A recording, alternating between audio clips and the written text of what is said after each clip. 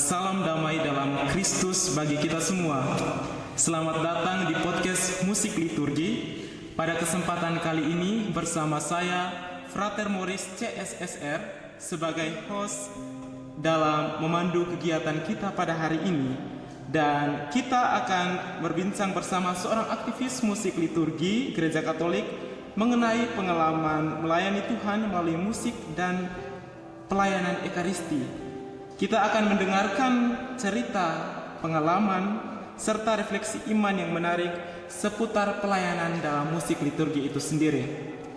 Baik, sebelum masuk lebih jauh dalam perbincangan kita hari ini, ada pepatah yang mengatakan, tak kenal maka tak sayang.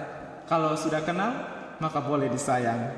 Oleh karena itu, mari kita berkenalan terlebih dahulu dengan narasumber kita.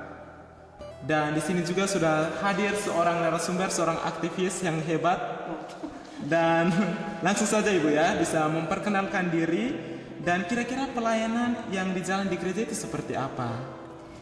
Baik, Frater, terima kasih. Saya itu aktif sebagai organis. Oke. Nama saya, orang-orang sering memanggil saya itu Bu Sinta. Bu Sinta, oke. Bu Sinta organis, sekarang banyak. Oke. Jadi Ibu Sinta ya, Ibu Sinta. Jadi kalau di gereja bergelutnya itu dalam pelayanan Banyak ke organis. Meskipun di kur juga. Ya, tapi lebih ke organis. Oke, baik Ibu. Jadi perlu kita tahu teman-teman ya, ini adalah Ibu Sinta. Dia adalah seorang aktivis yang bergelut dalam bidang musik liturgi, khususnya dalam organis. Jadi pertanyaan Ibu, apa yang membuat Ibu tertarik melayani dalam liturgi? Awal mulanya karena bukan keterpaksaan, tapi keharusan. Waktu itu saya di Banyuwangi, umat Katolik sedikit. Sementara saya guru, seorang guru. Seorang guru ya. Awalnya bukan guru musik, tapi oleh kepala sekolah diminta mengajar musik. Kemudian itu tadi awalnya mengajar sebagai kur paduan suara, terus kur di gereja. Kemudian secara otodidak supaya saya bisa mengiringi murid-murid saya. Saya ambil kursus organ musik jarak jauh di PML. Waktu itu saya kan di Banyuwangi. Begitulah seterusnya, karena gereja sendiri tidak ada organis. Waktu itu kami cuma berdua. Di sekolah juga tidak ada sama sekali. Jadi melulu nyanyi aja. Oke, baik. Kalau berbicara tentang tadi ya Ibu mengatakan bahwa mau tidak mau harus ada orang yang bisa bergelut di situ dalam musik liturgi dan lain sebagainya, supaya perayaan Ekaristi itu bisa berjalan dengan lancar. Meskipun awalnya dari ketidaktahuan dan didorong oleh rasa kemauan, akhirnya dalam perjalanan waktu ya, akhirnya bisa mempunyai pengalaman sedikit demi sedikit dan bisa menjadi sebuah bekal ya untuk perjalanan. Akhirnya sampai sekarang saya banyak di situ. Jadi berangkat dari tidak tahu, lalu diberi tugas tanggung jawab oleh kepala sekolah, kemudian membawa anak-anak kur di gereja, tugas kur di gereja, lalu saya harus menambah, saya harus punya value di situ, ngiringi kan nggak mungkin tanpa musik. Akhirnya saya iringi sendiri dengan keterbatasan waktu itu mungkin nggak benar ya secara liturgis, tapi saya akhirnya memperkaya dengan kursus organ jarak jauh. Wah, luar biasa sekali. Bu, baik. Ini kan kita berbicara tentang musik liturgi atau musik liturgi dalam tanda kutip dalam perayaan Ekaristi itu sendiri. Nah, dalam perayaan Ekaristi tentu saja ada persiapan-persiapannya ya. Sehingga perayaan Ekaristi itu berjalan dengan hikmat, maka dibutuhkan persiapan-persiapan. Ini saya bertanya kepada Ibu karena sebagai seorang aktivis dalam musik liturgi khususnya sebagai organis, kira-kira bagaimana proses persiapan sebelum melayani dalam perayaan Ekaristi itu sendiri, khususnya sebagai seorang organis? Sebenarnya standar seorang organis ya, khususnya karena kita bicara organis, seorang organis harus ada persiapan. Sepintar-pintarnya, semua pemusik itu harus ada. Tidak mungkin langsung kita nyanyi di spontan dalam perayaan Ekaristi. Tapi kita bicara bagaimana awal mulanya, berangkat dari ketidaktahuan. Tentu saja jam terbang kurang, saya ngotot latihan di rumah, nyiapkan partitur dan sebagainya. Kemudian supaya ketika bertemu dengan kur itu kolaps menyatu, tidak kedodoran, tidak. Nah, tapi Tapi seiring dengan berjalannya waktu, sekarang beda. Mungkin karena saya sudah jam terbangnya banyak, mengiringi banyak kor, terus akhirnya bergeser. Persiapan yang tadi mati-matian sebelum ini sudah tidak lagi. Kadang saya mengabaikan. Sebenarnya nggak boleh, tapi tetap harus ada latihan. Kecuali lagu sulit saya lihat sebentar. Oh ini partiturnya. Tapi lebih banyak ketika kami latihan dengan kor. Kami persiapkan betul suara-suara yang mungkin nggak pas, nggak karena ada SATB, kadang ini saya lebih membenahi, disesuaikan dengan organ, akhirnya membentuk kor lingkungan yang bagus. Oke. Baik, berbicara tentang ini ya. Tadi Ibu mengatakan juga bahwa supaya mengantar umat itu semakin aktif, supaya perayaan Ekaristi itu semakin hidup, supaya berjalan dengan hikmat. Dan pertanyaan berikutnya itu, apa pengalaman paling berkesan saat melayani musik dalam Ekaristi? Pengalaman saya mungkin banyak, tapi saya pernah mengiringi malam Paskah.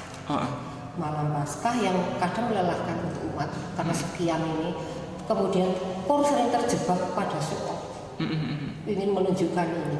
Nah, saya sendiri punya pengalaman indah ketika mengiringi lagu Handel. Kamu latihan berhari-hari, tapi bagaimana umat juga bisa nyanyi, kan sudah familiar, jadi mereka tahu ini salah atau enggak. Atau kadang ada yang nyanyi. Nah, ini pengalaman ketika mengiringi itu kami menyanyi dengan semangat. Umat ada yang tahu karena di layar itu kadang ada syairnya gitu ya. Kita mereka menyanyi. Wah, saya begitu. Ketika saya mengiringi, saya mendengar ada umat yang dekat bangku organis itu menyanyi, wah saya semakin menjadi-jadilah.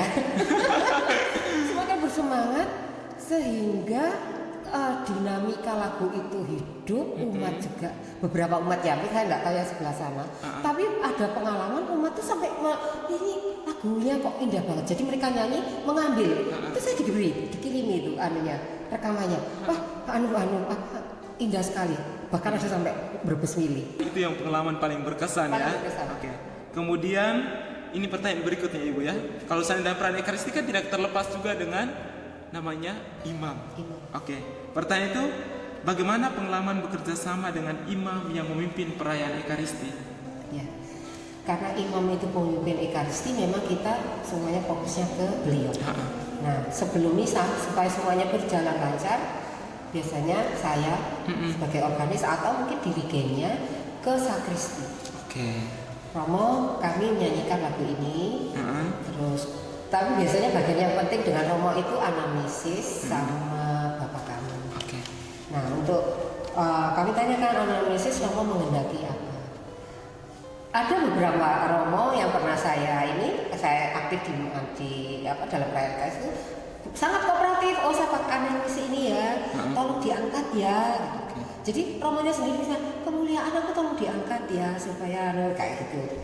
Ada Romo yang ini yang kadang kita juga agak kaget juga, ada Romo yang mungkin merasa diatur atau cara kami yang salah ketika menanyakan. Romonya bilang, organis ki malu Romo nih, ikut aja saya. Jadi ya gimana? Bagaimana juga beliau memimpin Ekaristi, jadi kami fokus pada apa yang beliau inginkan. Dan ketika bisa berjalan pun ternyata ada juga Romo yang nyanyi itu mungkin Romo ini menghayati sendiri. Lupa bahwa ada umat yang ikut bernyanyi, sehingga sebagai organis kadang saya bingung ini ikuti Romo atau ikuti umat, karena Romo nyanyi kayak lari gitu, umat terpotong-potong yang mengikuti yang mana. Jadi saya ikuti Romonya saja, karena nggak mungkin ikut umat, Romo saja, karena Romo ini pemimpin Ekaristi. Jadi supaya semuanya lancar. Baik, tetapi kembali lagi penekanannya bahwa penting juga adanya komunikasi sebelum perayaan Ekaristi, sehingga ketika dalam perayaan Ekaristi itu perjalanan itu berhikmat, semuanya lancar. Sehingga apa yang kita hayati dalam perayaan Ekaristi itu benar-benar kita hayati. Jangan sampai karena ada satu dan lain hal akhirnya membuat kita juga terasa terganggu, akhirnya konsentrasi kita kepada perayaan Ekaristi juga ikut terganggu. Oke Bu, kemudian ini sebagai bagian dari pelayanan dan ungkapan iman ya. Di sini kami juga mengundang Ibu mungkin bisa membawakan sedikit potongan lagu liturgi yang berkesan dalam perayaan musik liturgi itu sendiri. Kira-kira ada nggak? Kira-kira mungkin itu sepotong saja dan bagian referennya aja Bu. Pasti ada.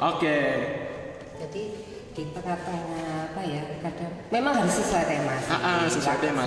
Jadi apa lagu-lagu yang kita nyanyikan dalam perayaan Ekaris itu harus sesuai tema, sesuai bacaan kala itu. Jadi untuk ini kebetulan mana yang paling berkesan untuk saya itu saya pernah membawakan lagu ini sebagai lagu penutup. Nah, judulnya Tuhan Jadikanlah Daku Pembawa Damai. Oke. Nomor 460 Mada Bakti. Iya. Refrennya begini. Kata-katanya bagus, lebih ke liriknya sih. Oke. Tuhan jadikanlah daku pembawa damai, kan ku nyanyikan aku penawar badai.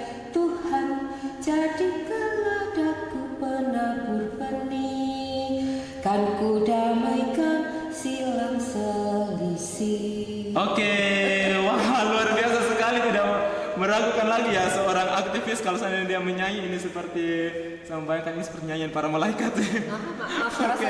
Wah tapi bagus banget.